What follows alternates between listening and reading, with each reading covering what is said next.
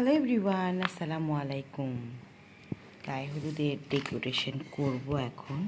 তো সকালবেলা ঘুম থেকে উঠে আগে নাস্তা করে নিচ্ছি। নাস্তাটা এরকম হচ্ছে যে যেটা ফোকাস হচ্ছে না কেন, এইবার ফোকাস হয়েছে। নাস্তাটা এরকম যে আমি চামচ দিয়ে খেতে পারবো আর কাজ করব। হালকা একটু খেয়ে নিলাম, তারপরে যে এখন কাজ শুরু করব। কিছু কাজ তো করছি, আর কিছু কাজ দেখানোর জন্য ভিডিওটা অন করেছি। ঘটনা হচ্ছে এই যে আমার এই ধরনের হচ্ছে স্ট্যান্ড ইউজ করি, মেলা ট্রাইপড আসছে গেছে, তারপর লাস্টলি এইটা অনেক ভালো কাজ করে, কিন্তু মাত্র 200-250 টাকার দাম, খুবই ভালো কাজ করে। এটার যে স্ট্যান্ডটা 3বার করে হারায়নি, ভেঙে গিয়েছে। এগুলো না খুব দ্রুত ভেঙে যায়, তবে এটা আমার অনেক কাজে দিয়েছে, টাকা উসুল হয়েছে। আর এই যে এই স্ট্যান্ডটা মোবাইলের কাজের পাশে রাখি, অনেক সময় ফোন আসে, এদিক ওদিক ফোন পড়ে যায়, এই জন্য এটা খুব ভালো কাজ করে। তারপর এই যে আমার কাজের একটু ভিডিও দেখাচ্ছি। কাজ দেখাতে পারছি না, কারণ কি জানেন, এই যে আমার হচ্ছে স্ট্যান্ড নষ্ট হয়ে গিয়েছে, এটার কারণে।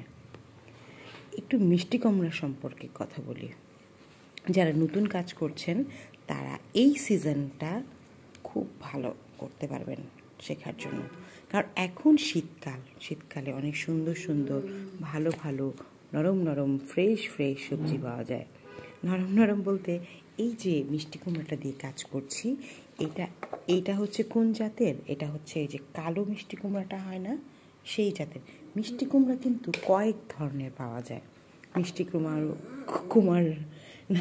কুমড়ারও অনেক রকম প্রকারভেদ আছে।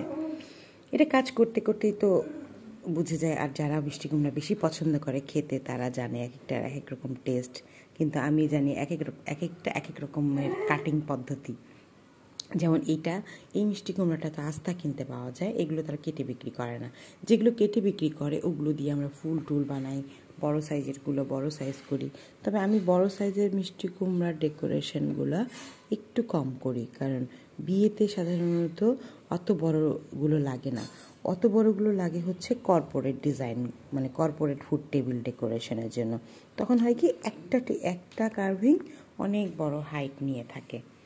আর হলুদের টেবিলে যদি আমরা অনেক বড় হাইট কার্ভিং ইউজ করি, তখন হয় কি, ছবি তোলার ক্ষেত্রে অসুবিধা হয়। এই কথাটা কিন্তু আমি বারবারই বলি।